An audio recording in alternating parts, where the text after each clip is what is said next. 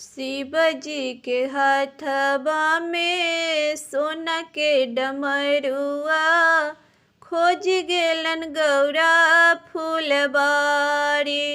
आहे शिव जी के हथवा में सोना के डमरुआ, खोज गेलन गौरा फूलबारी। आहे राजा दुआरिया हो घन फूलबरिया हो, फूलबा फूलेला कचनार। आहे राजा दुआरिया घन फूलबरिया, फूलबा फूलेला कचनार। आहे बीच फूलबरिया में सुतली गौरा देवी, सोई रहेली निर्भेक। आहे बीच फूलबरिया में सुतली गौरा देवी, सोई रहेली निर्भेक। आहे डमरू बजावत शिव जी गौरा के जगावेली हो।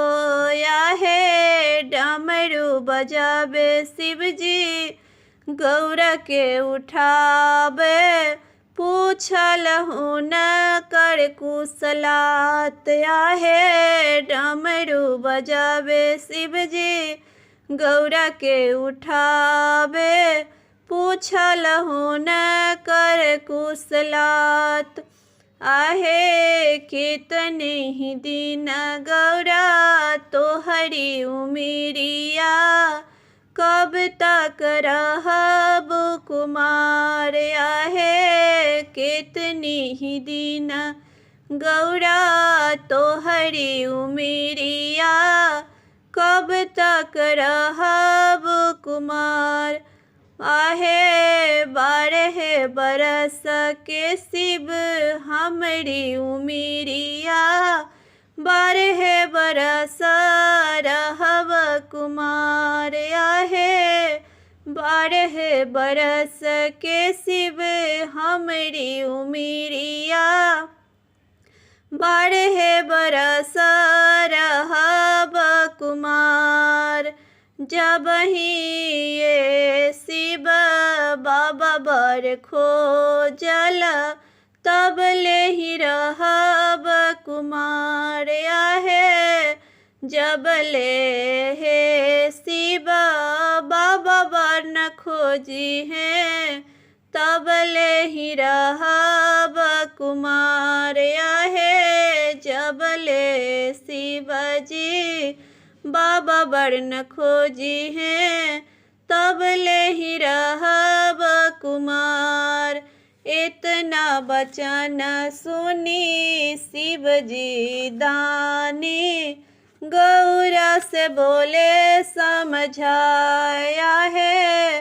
इतना बचन सुनी भोला दनिया, लपकी धलानी गौरा के हाथ। आहे इतना बचन सुनी भोला दनिया, लपकी धलानी हाथ। हमरो संग कर न बाबा से अपन बात।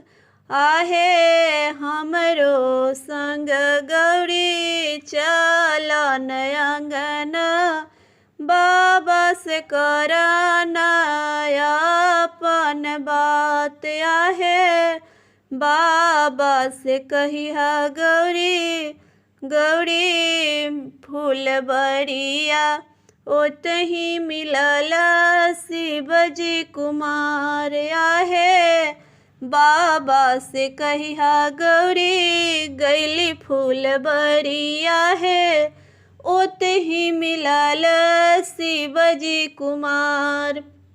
शिव जी के संगे रचना हमरो विवाहबा हो, अब न हम रहब कुमार। शिव जी के संगे रचना बचन हमरो विवाहबा अब न रहब कुमार। जब तू आए बा गौरा बन के दुल्हनिया कैलाश पर होएत गुलबहार आहे। जब तू आए बा गौरा बन के दुल्हनिया कैलाश होएत गुलबहार, कैलाश होएत गुलबहार।